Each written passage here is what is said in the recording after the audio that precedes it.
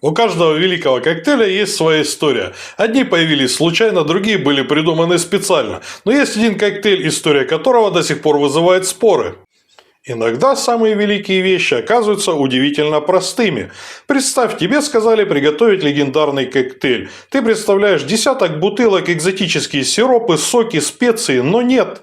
Перед тобой всего лишь две бутылки. Шотландский виски и медовый ликер. Неужели этого достаточно, чтобы войти в историю? Как оказалось, да. Его любили знаменитости, его готовят уже больше полувека. Он есть почти в каждом хорошем баре мира. Но при этом никто не может с уверенностью сказать, почему он называется именно так. И сегодня мы попробуем в этом разобраться. По воспоминаниям современников, его любил Фрэнк Синатра. Простота, крепость и насыщенный вкус этого коктейля сделали его настоящей классикой своего времени. Но слава пришла к нему не только благодаря вкусу. И вот здесь начинается самое интересное. Почему же коктейль получил название Rusty Nail, он же ржавый гвоздь? Какое отношение имеет виски и медовый ликер к ржавому куску металла?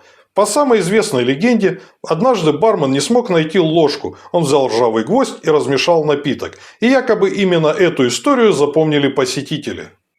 Чем дальше продолжаешь изучать историю этого коктейля, тем страннее становится. Ни фотографий, ни свидетельств, ни одной надежной записи, подтверждающей историю с гвоздем. Коктейльные историки считают это очередной красивой легендой.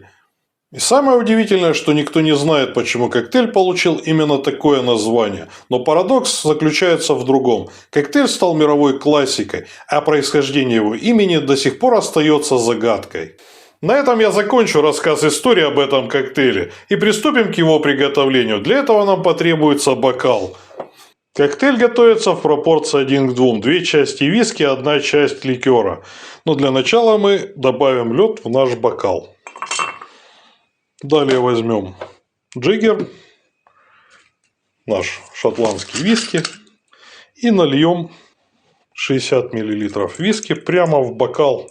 Далее возьмем наш медовый ликер и нальем 30-очку также в бокал. Далее мы возьмем барную ложку и выкинем ее. Она нам сегодня не понадобится. Коктейль мы будем готовить согласно легенде. Для этого нам потребуется гвоздь. И этот стиль я посвящаю вот этому комментарию, который был оставлен под моим видео о коктейле «Отвертка». Друзья, и вот так легко и просто мы приготовили этот легендарный коктейль с красивой историей. С вами был Евгений, канал «Вокруг света» с коктейлем. Пишите комментарии, ставьте лайки, подписывайтесь на канал, чтобы не пропустить следующие видео.